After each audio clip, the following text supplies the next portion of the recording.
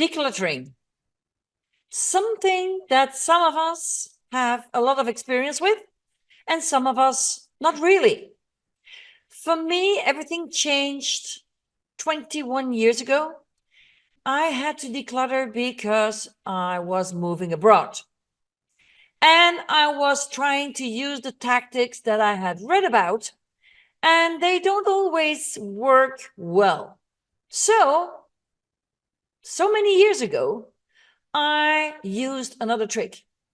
And I will tell you that trick as my number one of the 10 tips I will share with you to easily start decluttering.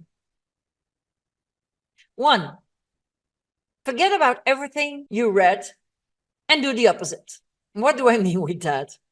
Well, if you follow what's written in those books and so on, they are always talking about, let's imagine clothes. Take one piece of cloth out. See if you feel joy. If you feel joy, if you wear it, keep it. If it doesn't give you joy, put it away. And when you put it away, it's either to give away or to put in the trash or to give it to Goodwill or to sell it, depending on the quality of that piece of clothing. I have done it the opposite way.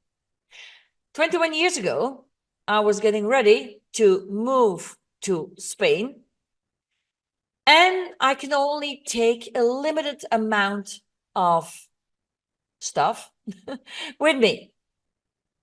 And what I did was I did not have the time, I did not have the energy, I was procrastinating, and I had no intention of taking everything one by one to see, is it joy or not? Do I keep it? Do I give it away?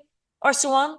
I did it the opposite. I went in my closet and I said, okay, what do I want? What do I love? And I just took out the pieces of clothing, the books, the CDs. At that time, we still had CDs. With everything, I did the same. I wasn't feeling, is this joy or not? It was that I want, I love it. It has to come with me. And that way, I was able to just pull out whatever I loved and could not be without. And that was maybe 2% of everything that I had in that house and outside of the house. So I had a car and I had a motorcycle. I wasn't feeling, is this joy or not? It was my motorcycle. That's what I love. He's coming with me. And I sold the car. I left the car in Belgium. I sold it, and that was it. And at that time, I had hundreds and hundreds of books. And I knew I couldn't take 10 cases of books with me. So I took one case and I took my favorite books that I needed, that I wanted, that I loved. And all the rest stayed there. And many of them I gave away. Number 2, start small. It's so important to start small. Don't say, oh, today I'm going to do my kitchen, or today I'm going to do the bedroom. No. One drawer. Take one drawer and just make a habit of it to saying, this week I'm going to do this drawer, or today I'm going to do this drawer. And tomorrow I'll do another one. If you're going to declutter too much at once, you're not going to keep on doing it. You're not going to like it. It's overwhelming. And you don't want to be overwhelmed. That's why you want to take small steps. 3, use the 4-box method. Find 4 boxes and label them. 1 box is the box of everything you wanted to keep and take with you. That's how I did it. And then I had 3 other boxes that were filled in later. Because as I said in the number 1, for me it was important. This is what I want to take with me. And I took that away. And with everything that was left in the house at that time, I was dividing it in 3 boxes. One box was giveaway. One was to throw away because it was just in no condition to be given away. And then one box was if I had elements that were of value to maybe sell them. So that's the 4-box method. Number 4. Number 4 is about digitizing documents and pictures. Now, 21 years or 22 years ago, when I was starting to prepare myself, I didn't have that possibility yet.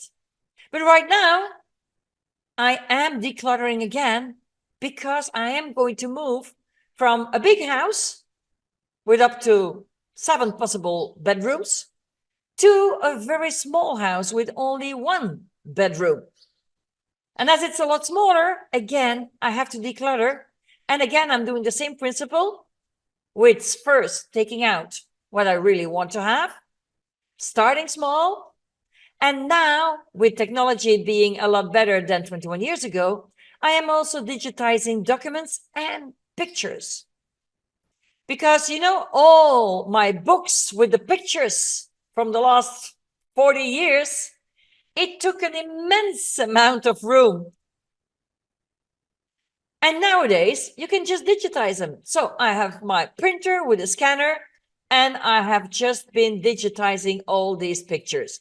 I am going to be honest, I did keep also a few old pictures, but just what I can hold in my hands. The same you can do for all your papers, for all your documents that you have, and just keep them safe in a folder.